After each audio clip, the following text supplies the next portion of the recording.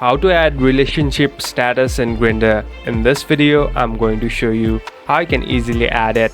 First of all, open the application. Now, here on the left top, you can see this profile icon. Simply tap on this profile icon. Now, on the top, again, tap on it again.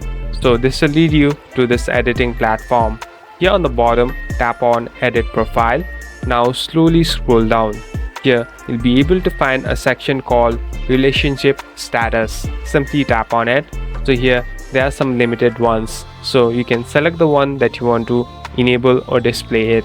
So make sure that this will also be displayed in your profile and people who view it will be able to find this. At last, tap on OK and just save it out. Thank you for watching this video. I hope this video will help you.